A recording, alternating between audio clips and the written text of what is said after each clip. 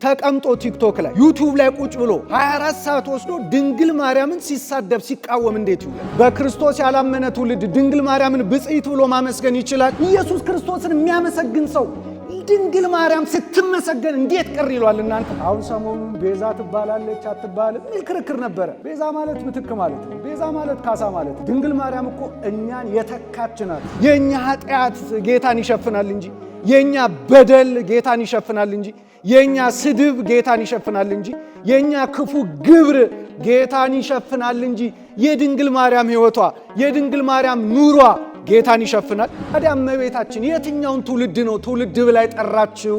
ሐዋርያት ምን ብለው ጻፉልን? የኢየሱስ እናት። የማን እናት? ወይኔ ምን አይነት ቃል ነው በእውነት! ዛሬ ግን ዲያብሎስ ማርያም ስንል እያጓራ እስቲ ማርያም በሏል። ድገሙት ድገሙት። ያጓራ ካለ በቃ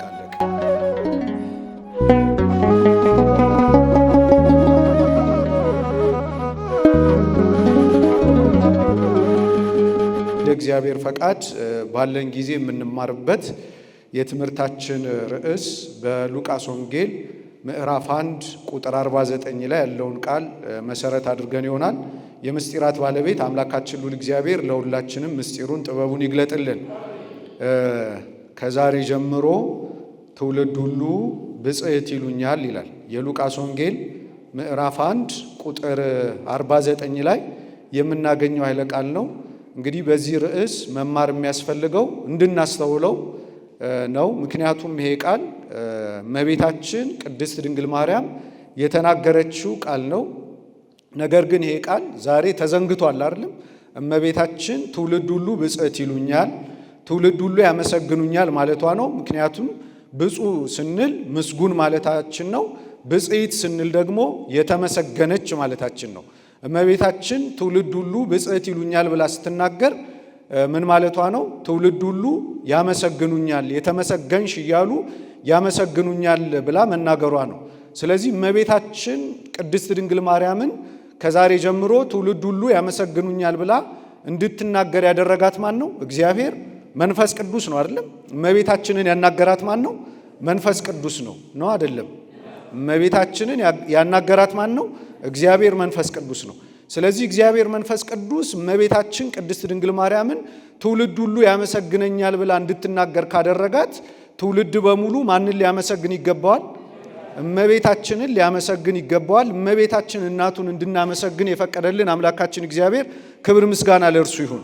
ስለዚህ ማስተዋል የሚገባው ነገር እመቤታችን ትውልድ ሁሉ ያመሰግኑኛል፣ ብጽዕት ይሉኛል ብላ ከተናገረች ይህንን ቃል ተቀብሎ እመቤታችንን የሚያመሰግነውም ትውልድ በመንፈስ ቅዱስ የሚመራ ነው ማለት ነው። እመቤታችን ትውልድ ሁሉ ያመሰግኑኛል፣ ብጽዕት ይሉኛል ብላ እንድትናገር ያደረጋት መንፈስ ቅዱስ ነው። ስለዚህ ይህንንም ቃል ተቀብሎ እመቤታችንን የሚያመሰግነው ትውልድ በምን መሞላት በምን መቃኘት አለበት? በመንፈስ ቅዱስ። መንፈስ ቅዱስ አናገረ። ስለዚህ ባናገረው መሰረት እመቤታችንን ለማመስገን ምን ያስፈልጋል? በመንፈስ ቅዱስ መቃኘት ያስፈልጋል ማለት ነው። እመቤታችን ትውልድ ሁሉ ብጽዕት ይሉኛል ብላ የተናገረችውን ቃል እንደው ትንሽ አፍታተን እንይ ብንል፣ አሁን እስቲ ትውልድ የሚለውን ቃል ስትመለከቱ እንደው ትውልድ የተባለው በሙሉ በአሁን ሰዓት እመቤታችንን እያመሰገነ ነው? እየመለሳችሁ እያመሰገነ ነው? አይደለም። ስለዚህ ተመልከቱ፣ እመቤታችንን እያመሰገነ አይደለም። እንደውም ዛሬ የሚሳደበው ምን እየሆነ ነው? እየበዛ ነው። ወንጌላዊው ቅዱስ ዮሐንስ ልብ አድርጉ፣ ምን ጠቅሰው መጽሐፍ ነው። ወንጌላዊው ቅዱስ ዮሐንስ በዮሐንስ ራእይ ምዕራፍ 13 ቁጥር 5 ላይ የተናገረው ቃል አለ። ዛሬ በጣም ሊስተዋሉ የሚገባቸው ኃይለ ቃላት ናቸው። ራእይ ምዕራፍ 13 ቁጥር 5 ላይ ምን ይላል? አውሬውም ይላል። ማን አልኳችሁ? አውሬውም ይላል። አውሬውም እግዚአብሔርን ለመሳደብ ይላል። እግዚአብሔርን ለመሳደብ በሰማይ የሚያድሩትንም ለመሳደብ ማደሪያውንም ለመሳደብ አፉን ከፈተ ይላል። አውሬው ማንን ለመሳደብ? እግዚአብሔርን ለመሳደብ አይደለም፣ ማደሪያውንም ለመሳደብ በሰማይ የሚያድሩትንም ለመሳደብ አፉን ከፈተ ይላል። እግዚአብሔር አፉን ይዝጋልን፣ የሰይጣንን አፍ። ስለዚህ ሰይጣን አሁን በዚህ ዘመን እግዚአብሔርን ለመሳደብ አፉን ከፍቷል። አፉን የከፈተበት ዘመን ይሄ ሶሻል ሚዲያውን፣ ማህበራዊ ሚዲያውን፣ ፌስቡኩን፣ ቲክቶኩን፣ ዩቲዩቡን ዲያብሎስ መሳሪያ ባደረጋቸው ሰዎች በደንብ እየተጠቀመበት ነው። በየዕለቱ በየጊዜው እግዚአብሔር ወልድ ኢየሱስ ክርስቶስን ሲሳደብ እየሰማን ነው። እግዚአብሔርን ብቻ አይደለም ማደሪያውንም ሲሳደብ እየሰማን ነው። እመቤታችን ማደሪያው አይደለችም? 9 ወር ከ5 ቀን አላደረባትም? ስለዚህ ማደሪያውን ሊሳደብ ይላል፣ ቤተ ክርስቲያንን ሊሳደብ ይላል። እንደገና ደግሞ በሰማይ የሚያድሩትንም ይላል። በሰማይ የሚያድሩት ደግሞ ድል የነሱት አካሄዳቸውን ከእግዚአብሔር ጋር ያደረጉትን ቅዱሳንን እነ አቡነ ተክለ ሃይማኖትን፣ እነ ቅድስት አርሴማን፣ እነ ቅዱስ ጴጥሮስን፣ እነ ቅዱስ ጳውሎስን፣ እነ ቅዱስ ቄርሎስን በቁጥር እግዚአብሔር ብቻ የሚያውቃቸውን ወንጌላዊው ቅዱስ ዮሐንስ የዮሐንስ ራእይ ምዕራፍ 7 እንደተናገረው ቁጥራቸውን የሚያውቀው እግዚአብሔር ብቻ ነው ብሏል። ቁጥራቸውን የሚያውቀው ማን ነው? ቁጥራቸው እጅግ ብዙ ነው። ማንም ቆጥሮ ሊደርስባቸው አይችልም። ቁጥራቸውንም የሚያውቀው እግዚአብሔር ነው ይላል። ተመልከቱ፣ ቁጥራቸውን እግዚአብሔር ብቻ የሚያውቃቸውን ቅዱሳንን በሰማይ የሚያድሩትንም ለመሳደብ ምኑን ከፈተ ነው የሚለው? አፉን ከፍቷል ዲያብሎስ። ስለዚህ ምእመናን ይሄ ዲያብሎስ፣ ይሄ ጠላት፣ ይሄ አውሬ የሚረጨው መርዝ እኛንም እንዳይመርዘን መጠንቀቅ አለብን።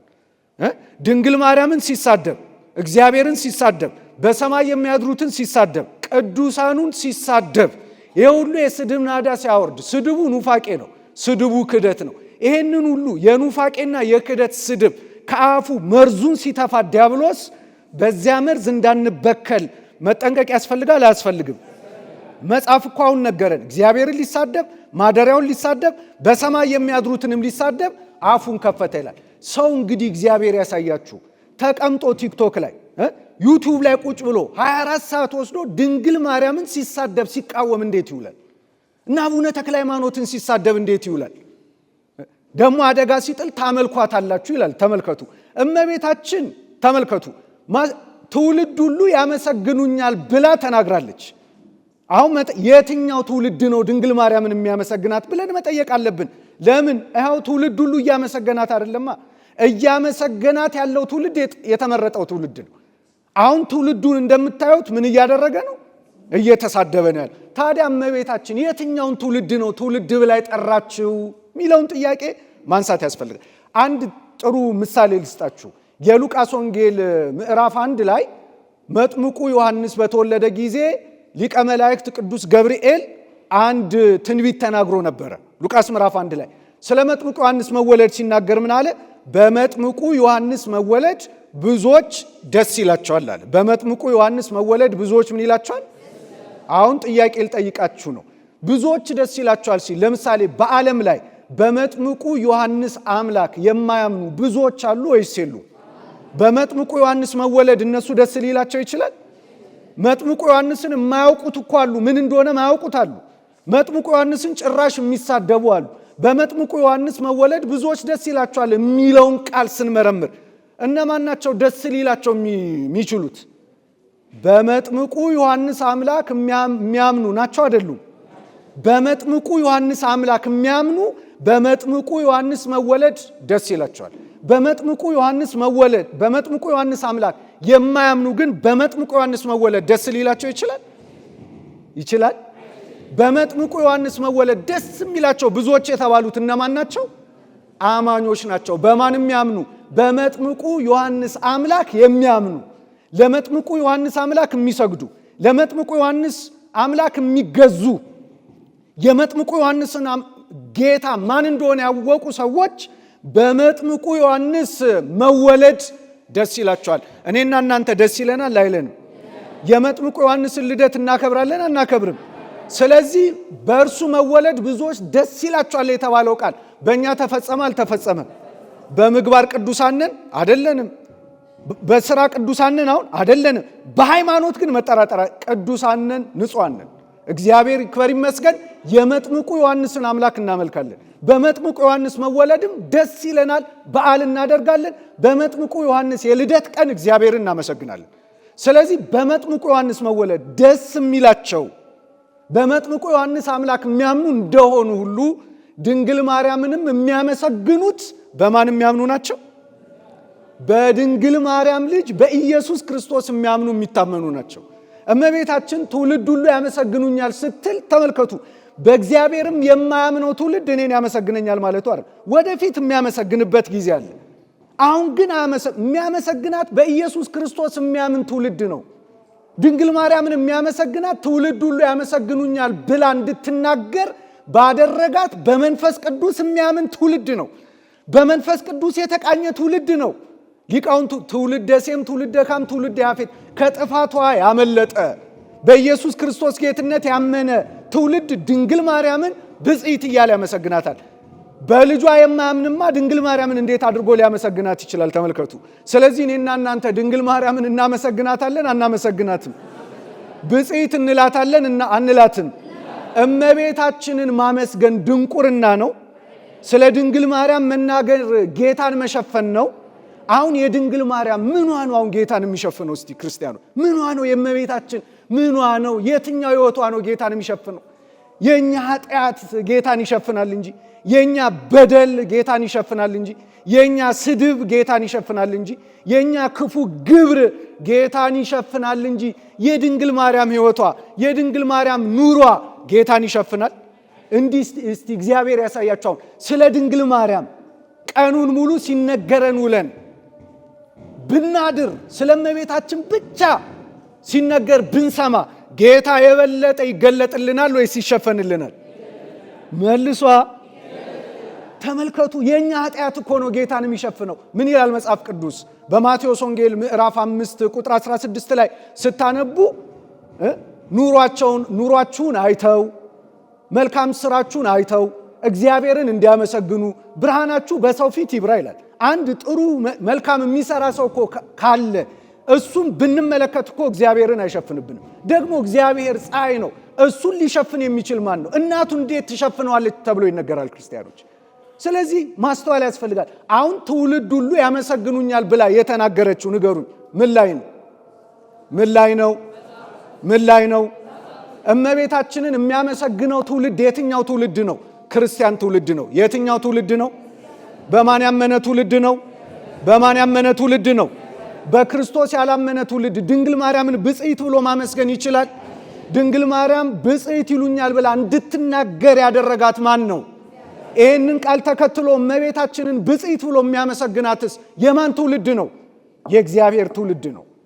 ከዚህ ውጭ ማን የሚያስፈራኝ ቃል አለ? በእውነት ጠቢቡ ሰሎሞን በመጽሐፈ ምሳሌ ምዕራፍ 30 ላይ ስታነቡ እንዲህ የሚል ቃል ተናግሯል። መጽሐፈ ምሳሌ አሁን እመቤታችን ምን ብላ ተናገረች? ትውልድ ሁሉ ብፅዕት ይሉኛል ብላ ተናገረች። እስቲ በንጽጽር እንመልከተው። መቼም አንዳንድ ሰዎች አሁን ስለ ድንግል ማርያም አንስተን ስንናገርና ስናነጻጽር አታነጻጽሩ ይኑራል። ግን ማነጻጸር ይገባል። እንዴት ብላችሁ ጠይቁኝ። ለምሳሌ አንድ ቀላል ምሳሌ ላምጣላችሁ። የሉቃስ ወንጌል ምዕራፍ 10 ቁጥር 13 ጀምሮ ስታነቡ ጌታችን አንድ ቃል ተናገረ። ሉቃስ ምዕራፍ 10 ቁጥር 13 ላይ በደንብ ስሙ ክርስቲያኖች። ወዮልሽ ኮራዚን፣ ወዮልሽ ቤተሳይዳ፣ በእናንተ የተደረገ ተአምራት። ስንት ከተሞችን ጠራ? የሰማችሁ ነው። ስንት ከተሞች ጠራ? ማንና ማንን? ኮራዚንና ቤተሳይዳን። ወዮልሽ ኮራዚን፣ ወዮልሽ ቤተሳይዳ፣ በእናንተ የተደረገ ተአምራት በጢሮስና በሲዶና ተደርጎ ቢሆን ኖሮ ከብዙ ጊዜ በፊት ንስሐ በገቡ ነበር አለ። ማንና ማንን አነጻጸረ? ኮራዚን፣ ቤተሳይዳ። ኮራዚንና ቤተሳይዳ ምን የተደረገላቸው ከተሞች ናቸው? የእግዚአብሔር ቃል የተነገራቸው፣ መምህራን የተላኩላቸው፣ ጌታችን ሰው ሆኖ ያስተማረባቸው ከተሞች ናቸው። ትምህርት ተሰጥቷቸው፣ ወንጌል ተሰብኮባቸው ጌታችንን አይተውት ንስሐ መግባት ቻሉ? አልቻሉ። መጸጸት ቻሉ? እሺ። ጢሮስና ሲዶናስ መምህር ተልኮላቸዋል? አልተላከላቸው። ተሰብከዋል? አልተሰበኩም። አምላክ ሰው ሆነው አይተዋል? አላዩም። በደንብ ተከታተሉ። አሁን ጌታችን ምን አነጻጸረ? ወዮልሽ ኮራዚን፣ ወዮልሽ ቤተሳይዳ፣ በእናንተ የተደረገ ተአምር በጢሮስና በሲዶና ተደርጎ ቢሆን ኖሮ ጢሮስና ሲዶና ባልጠፉ ነበረ። ማንና ማንን ያነጻጸረው? ኮራዚንና ወዮልሽ ኮራዚን፣ ወዮልሽ ቤተ። አሁን ምን እያደረገ ነው ጌታችን አለና ቀጥሎ ምን አለ? እውነት እውነት እላችኋለሁ በፍርድ ቀን ለነሱ ይቀልላቸዋል አለ። አሁን ምንድነው ያነጻጸረው ጌታችን? ለጢሮስና ለሲዶና ከተሞች በመጨረሻው ሰዓት ፍርድ ይቀልላቸዋል። ከማን አንጻር? ከነ ኮራዚን አንጻር፣ ከቤተሳይዳ አንጻር። ምንድነው ያነጻጸረልን? ይኸውላችሁ ኮራዚን፣ እነዚህ ኮራዚን ወንጌል ተሰብኮላቸዋል። ጢሮስና ሲዶና አልተሰበከላቸው። እነ ኮራዚን ጌታን አይተውታል። ጢሮስና ሲዶና አላዩትም። አነጻጸረ። እነርሱ እንደናንተ ተምረው ቢሆን ኖሮ ንስሐ በገቡ ነበራል። ስለዚህ የንጽጽር ትምህርትን ከየት ነው ያገኘነው? ከመጽሐፍ ቅዱስ። ሁለተኛ የማቴዎስ ወንጌል ምዕራፍ 12 ላይ በደንብ ስሙ። ማቴዎስ ምዕራፍ 12 ቁጥር 35 ጀምሮ ጌታችንን ምልክት አሳየን አሉት። ክፉና አመንዝራ ትውልድ ምልክትን፣ ሐሳባችሁ እዚህ ነው አይደለም? ክፉና ምልክት አሳየን አሉት። ጌታችን ምን አለ? ክፉና አመንዝራ ትውልድ ምልክትን ይሻል። ከዚያ ምን አለ? ከነቢዩ ከዮናስ ምልክት በቀር ግን ለዚህ ትውልድ ሌላ ምልክት አይሰጠውም። ቀጥሎ ምን አለ? ንግሥት አዜብ አለ የሰሎሞንን ጥበብ ሰምታ ከምድር ዳርቻ ተነስታ ወደ ኢየሩሳሌም ሄደች። ወደ ኢየሩሳሌምም ሄዳ የጠቢቡ ሰሎሞንን አምላክ አመሰገነች። ቀጥሎ ምን አለ? ንጽጽሩን ተመልከቱ። የነነዌ ሰዎች የዮናስን ስብከት ሰምተው ንስሐ ገቡ ካለ በኋላ ምን አለ? እውነት እውነት እላችኋለሁ ከዮናስ የሚበልጥ ከዚህ አለ። ከዮናስ የሚበልጥ ከዚህ አለ። ከንግሥት አዜብ የሚበልጥ ከዚህ አለ አለና ምን አለ? እውነት እውነት እላችኋለሁ በዚህ ትውልድ ላይ ይህች ንግሥት አዜብ በመጨረሻው ቀን ተነስታ ትፈርድበታለች። ምክንያቱን ሲገልጽ ምን አለ? የሰሎሞንን ጥበብ ሰምታ ከምድር ዳርቻ ተነስታ ሄዳለችና። እውነት እውነት እላችኋለሁ የነነዌ ሰዎች በመጨረሻ ሰዓት በዚህ ትውልድ ተነስተው ይፈርዱበታል። በነቢዩ ዮናስ ትንቢት ምን አድርገዋልና? ንስሐ ገብተዋልና። ምንድነው ጌታችን እያነጻጸረ ያለው? እርሷ የሰሎሞንን ጥበብ ከሩቅ ሰምታ ሄደች። ከኢትዮጵያ ተነስታ ወዴት ሄደች? ወደ ኢየሩሳሌም ሄደች። እናንተ ግን የሰሎሞንን አምላክ እኔ በመካከላችሁ ተገኝቼ ባስተምራችሁ አላመናችሁብኝም። ስለዚህ በመጨረሻው ሰዓት እርሷ ተነስታ ምን ታደርጋለች? ትፈርድባችኋለች። የነነዌ ሰዎች የዮናስን ስብከት ሰምተው ንስሐ ገቡ። እናንተ ግን እኔ ብሰብካችሁ እንኳን ምን አላደረጋችሁም? ንስሐ አልገባችሁም። ስለዚህ ማን ነው የሚፈርድባችሁ? የዮናስን ስብከት ሰምተው ንስሐ የገቡ እነሱ ይፈርዱባችኋል አለ። አሁን እስቲ ጌታችን በምንድን ነው ያነጻጸረው? በምንድን ነው ያስተማረው? በንጽጽር። እንደውም በአንድ ስፍራ ላይ ብዙ ስፍራ ላይ በአንድ ስፍራ በሁለት ስፍራ ብቻ በንጽጽር ነው ያስተማረው። አሁን ጥያቄ ልጠይቃችሁ። እመቤታችን ቅድስት ድንግል ማርያምን በክብር የሚተካከላት አለ? በክብር የሚተካከላት አለ? በቤተ ክርስቲያናችን የምናከብራቸው ብዙ ቅዱሳት ሴቶች አሉ። ምን ብለን ነው የምናከብራቸው? ሰማዕታትን ወለዱ፣ ጻድቃንን ወለዱ፣ ነቢያትን ወለዱ፣ ነገሥታትን ወለዱ፣ ካህናትን ወለዱ፣ ሐዋርያትን ወለዱ ብለን እናከብራቸዋለን። ድንግል ማርያምን ግን ማንን ወለደች ብለን ነው የምናመሰግናት የምናከብራት? ንገሩኝ፣ ማንን ነው? እግዚአብሔርን ወለደች እኮ ብለን ነው የምናከብራት የምናመሰግናት። ድንግል ማርያም ትውልድ ሁሉ ያመሰግኑኝ። ይኸውላችሁ እኛ ሌላ ቃል ባንላት ድንግል ማርያምን እኮ የኢየሱስ እናት ብቻ ማለት ራሱ ምስጋና ነው። የእግዚአብሔር እናት ማለት ሰዓሊተ ምሕረት ማለት እመብርሃን የብርሃን እናት ማለት ብቻ እኮ ምስጋና ነው ክርስቲያኖች። ስለዚህ ልብ አድርጉ፣ ድንግል ማርያም የምትመሰገነው የምትከበረው እንደ ሌሎች ሴቶች ጻድቃንን ሰማዕታትን ወለደች ተብላ አይደለም። ማንን ወለደች ብለን ነው የምናከብራት? እስቲ ተመልከቱ እንዴ! በመጽሐፍ ቅዱስ እኮ ሳራ ተመስግናለች። ሳራ የተመሰገነችው ማንን ወለደች ተብላ ነው? ንገሩኛ፣ ማንን ወለደች ብላ? ይስሐቅን። ቅድስት ኤልሳቤጥ ተመስግናለች። ማንን ወለደች ተብላ? መጥምቁ ዮሐንስን። መጥምቁ ዮሐንስ ምንድን ነው? ፍጡር። ይስሐቅ ምንድን ነው? ፍጡር። ድንግል ማርያም ግን የምትመሰገነው ማንን ወለደች ተብላ ነው? እግዚአብሔርን ወለደች፣ ፈጣሪን ወለደች ብለን እናመሰግናታል። ጸጋንና ክብርን የተቀበሉ ብዙ ሴቶች አሉ። ድንግል ማርያም ግን ከሁሉ ትበልጣለች። ምን አለ ሊቁ ቅዱስ ኤፍሬም በውዳሴ ማርያም? ከቅዱሳን ሁሉ ክብር የማርያም ክብር ይበልጣል። የአብን ቃል ለመቀበል በተገባ ተገኝታለችና ይህች ከኪሩቤል ትበልጣለች፣ ከሱራፌልም ትበልጣለች፣ ከሦስቱ አካል ለአንዱ ማደሪያ ሆናለችና። ለማን ነው ማደሪያ የሆነችው ድንግል ማርያም? ለማን ነው እናት የሆነችው እመቤታችን? እስቲ ኢየሱስ ክርስቶስን የሚወድ ሰው እንዴት ድንግል ማርያምን ይጠላል? ኢየሱስ ክርስቶስን የሚያመሰግን ሰው ድንግል ማርያም ስትመሰገን እንዴት ቅር ይሏል? እናንተ የአምላካችን እናት የእግዚአብሔር እናት የኢየሱስ ክርስቶስ እናት። ለዚህ እኮ ነው እመቤት ትውልድ ሁሉ ያመሰግኑኛል። ስለዚህ ክርስቲያኖች ድንግል ማርያምን ከማመስገን አንደበታችን ወደኋላ እንዳይል፣ አንደበታችን እንዳይሸበብ ለዚህ ጥፋት ልንጸልይ ይገባል። ድንግል ማርያምን ላለማመስገን ዳተኛ የሚሆን ሰው ካለ ይጸልይ። አንድ ቀልደኛ ምን አለ? እንዲህ ብሎ ተናገረው። ይኸውላችሁ ድንግል ማርያም ትውልድ ሁሉ ያመሰግኑኛል ብላ ተናግራለች፣ ብጽዕት ይሉኛል ብላ ተናግራለች። እንዲህ ብላ እንደተናገረችው እውነት ነው፣ ምስጋና ይገባታል አለ። ከዚያ ምን አለ መሰላችሁ? ግን አለ ምን አለ? አሁን ይሄ ግን ችግር ሊያመጣ ነው። ይኸውላችሁ ግን አለ የእሷ ምስጋና ግን በኦርቶዶክስ ቤተክርስቲያን በዛ አለ። ምን ሆነ? ሰው ቢመቀኝ በድንግል ማርያም ይመቀኛል። እንደው ለምን ተመሰገነች? ለምን ስሟ ተጠራ?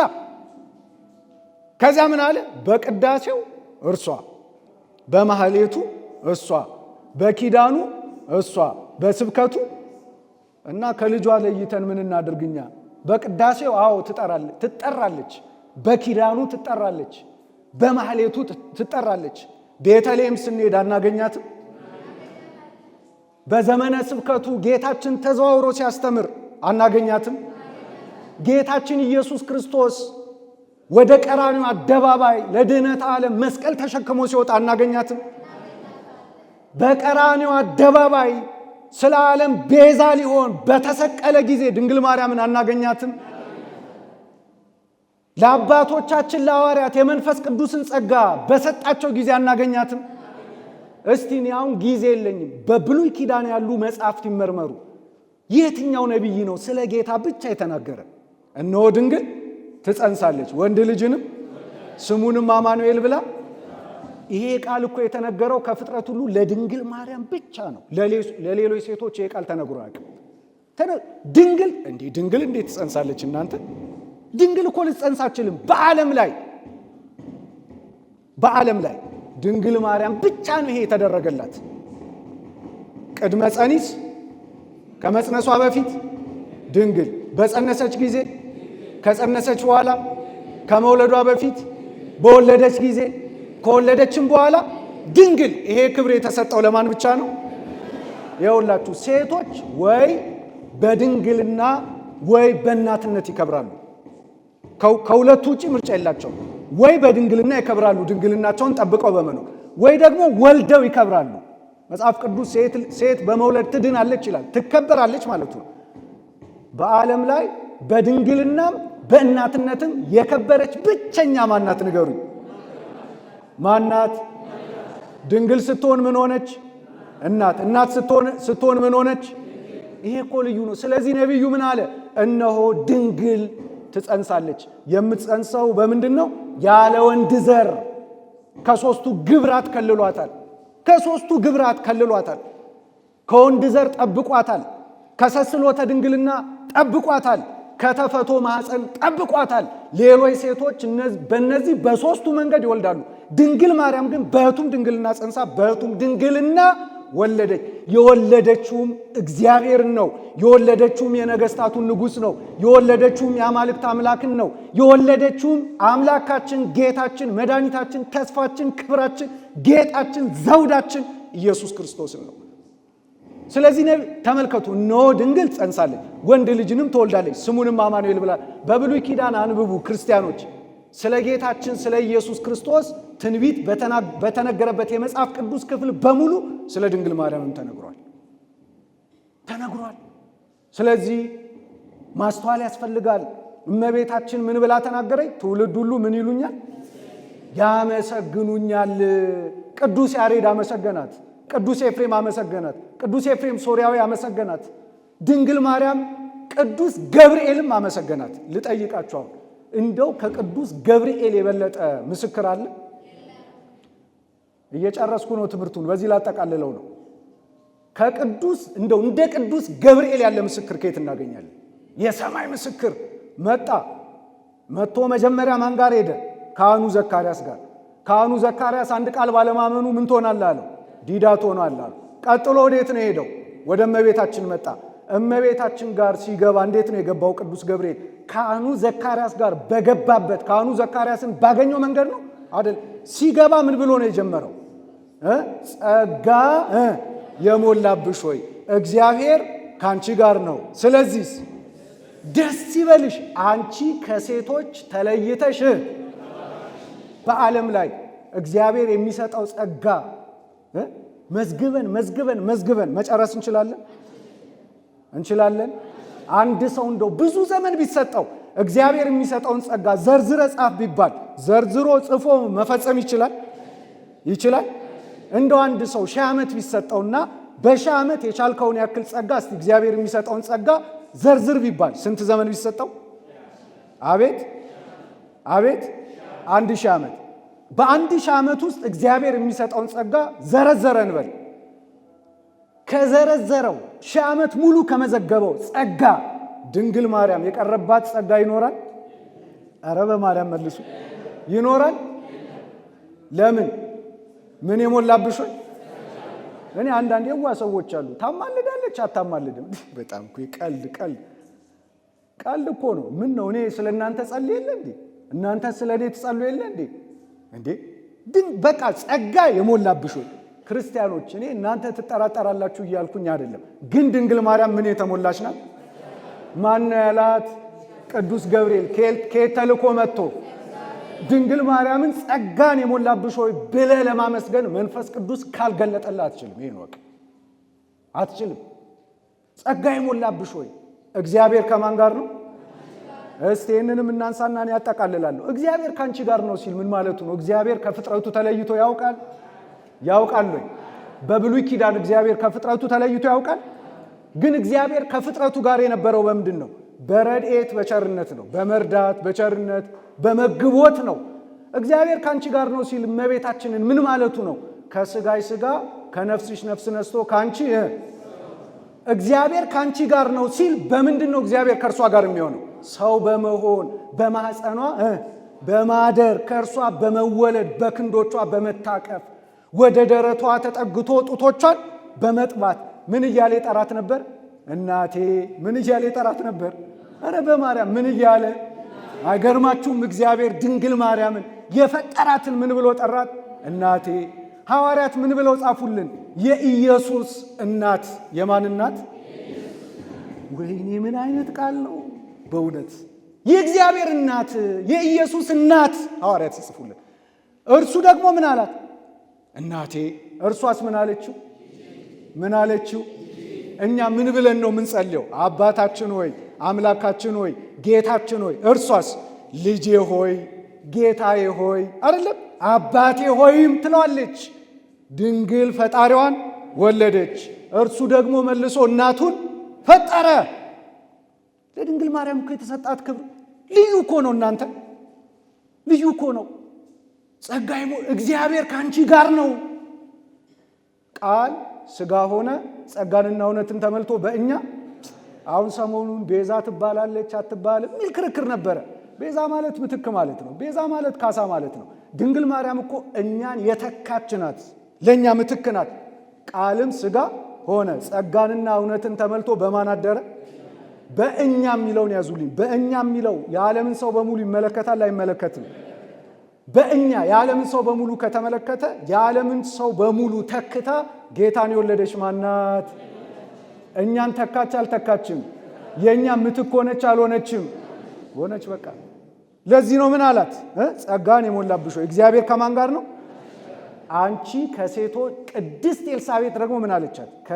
አንቺ ከሴቶች መካከል ቅዱስ ገብርኤልም አላት ከሴቶች መካከል ተለይተሽ ምንድነሽ?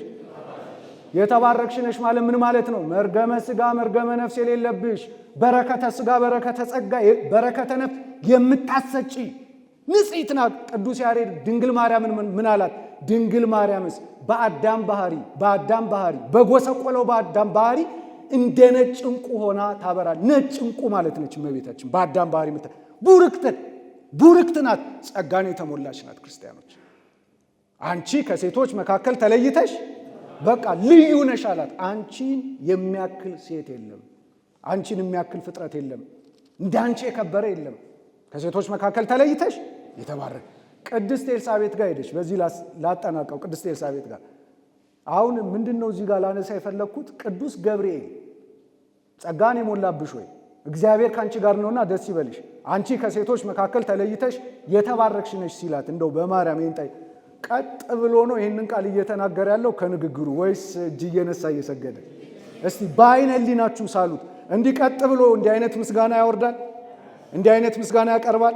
ምን እያደረገ ይመስላችኋል? ቅዱስ ገብርኤል እየተንቀጠቀጠ ለምን የአምላኩ እናት ነቻ፣ የፈጣሪው እናት ነቻ። ቅዱስ ገብርኤል እኮ ቅዱስ ኢሳይያስ ምዕራፍ 6 ላይ ነግሮናል። ቅዱሳን መላእክት በእግዚአብሔር ፊት ቆመው እግዚአብሔርን ሲያመሰግኑ በሁለት ክንፋቸው ምናቸውን ይሸፍናሉ? ፊታቸውን። በሁለት ክንፋቸው እግራቸውን ይሸፍናሉ። ድንግል ማርያም ግን በማጸኗ ተሸከመችው፣ በጀርባዋ አዘለችው፣ ጡቶቿን አጠባችው። ወደ ቅድስት ኤልሳቤጥ ዘንድ ሄደች። ልክ ድምጿን ስትሰማ ወይ ግሩም ድምጿን ስትሰማ ምን አለች ቅድስት ኤልሳቤጥ? መንፈስ ቅዱስ ሞላባት። የማንን ድምፅ ስትሰማ ምን ሞላባት? ዛሬ ግን ዲያብሎስ ማርያም ስንል እያጓራ ነው። ማን ስንል እስቲ ማርያም በሉ አንዴ። ድገሙት። ያጓራ ካለን በቃ አለቀ። ያጓራ ነው። አሁን እንዲህ ስንናገር ስድብ የሚመስለው አለ። እያስጓራህ አይደል እንዴ? እያስጓራ እኮ ነው። ቁጭ ብለህ እኮ እያስጓራ ነው። ክርስቶስን አመልካለሁ እያልክ ከእናቱ ጋር ትግል። ረመዳን ያለም ያንተ ያለ ኧረ እግዚአብሔር ልቡና ይስጣችሁ። ሌላ ምን ይባላል? እናንተን አይደለም የሚሳደቡት። በእውነት ቅዱስ ገብርኤል እንዴ ምን አለች? መንፈስ ቅዱስ ሞላባት። በማን? በቅድስት ኤልሳቤጥ። ሰው የማርያምን ድምፅ ሲሰማ ምን ይሞላበታል? ይገርማቸዋል። ምን አለች ቅድስት ኤልሳቤጥ? የሰላምታሽ ድምፅ በጆሮዬ በመጣ ጊዜ ጽንሱ እንኳን በማህፀኔ በደስታ ምን ሆነ? አያችሁ፣ የድንግል ማርያም ድምፅ ጽንስ ያዘልላል። ምን ያዘልላል? እሺ፣ ቅዱስ ገብርኤል አመሰገናት አላመሰገናትም? ቅድስት ኤልሳቤጥ አመሰገነቻት አላመሰገነቻት? መጥምቁ ዮሐንስ አመሰገና አላመሰገነም? እርሷም ትውልድ ሁሉ ብፅዕት ይሉኛል ብላ እንደምናመሰግናት ተናገረች አልተናገረችም? አቤት! ስለዚህ እመቤታችን እናመሰግናታለን አናመሰግናትም? እናመሰግናታለን አናመሰግናትም? ግን ጠቢው ሶሎሞን የተናገረውን ቃል ላንሳና ላጠቃል። መጽሐፈ ምሳሌ ላይ አንድ ቃል ተናግሯል። እሱን ላጠናቅ ሰዓት እንደወሰድኩ ይገባኛል። መጽሐፈ ምሳሌ ምዕራፍ 30 ቁጥር 11 ላይ እንዲህ ይላል፣ አባቱን የሚረግም እናቱንም የማይባርክ ትውልድ አለ። የማይባርክ ማለት የማያመሰግን ትውልድ አለ። አባቱን የሚረግም እናቱንም የማይባርክ የማያመሰግን ትውልድ አለ። ለራሱ ንጹሕ የሆነ የሚመስለው ነገር ግን ከርኩሰቱ ያልጠራ ትውልድ አለ። ንጹሕ ነኝ፣ ቅዱስ ነኝ፣ ድኛለሁ ይላል። እያውደለደለ እኮ በክርስቶስ ላይ እያመፀ እየተሳደበ ማለት። ከርኩሰቱ ያልጠራ ትውልድ አለ። ከፍ ያሉ አይኖች ያሉት። ምን አይነት አይኖች ያሉት? ምን ማለት ነው? ከፍ ያሉ አይኖች ያሉት የሚለው ቀና ብሎ አይኑን እንደ ፍየል ማለት ነው። ከፍ አድርጎ የአምላክ እናትን የሚሳደብ እግዚአብሔርን የሚሳደብ በሰማይ የሚያድሩትን የሚሳደብ ከፍ ያሉ አይኖች ያሉት። ሽፋሽፍቶቹም ወደ ላይ የሚያዩት ትውልድ አለ። ድሆችን ከምድር ላይ ችግረኛንም ከሰው መካከል ያጠፋና ይጨርስ ዘንድ ጥርሶቹ ሰይፍ መንጋጎቹም ካራ የሆነ ትውልድ አለ። ከዚህ ትውልድ እግዚአብሔር ይታደገን። በእውነት እንዲህ አይነት ትውልድ አለ ይላል ቅዱስ ጳውሎስ። የማያመሰግኑ ይላል። ስለዚህ ክርስቲያኖች ድንግል ማርያምን ስናመሰግን ደስ ብሎ እናመሰግናለን አናመሰግንም? ደስ ብሎ እናከብራታለን አናከብራትም? እርሷን ማመስገን ምንጩ መንፈስ ቅዱስ ነው፣ መንፈስ ርኩስ? አቤት! እመቤታችንን እንድናመሰግን ጣዕሟን በአንደበታችን ፍቅሯን በልቡናችን ያሳድርብን። የእግዚአብሔር ቸርነት የእመቤታችን አማላጅነት አይለየን።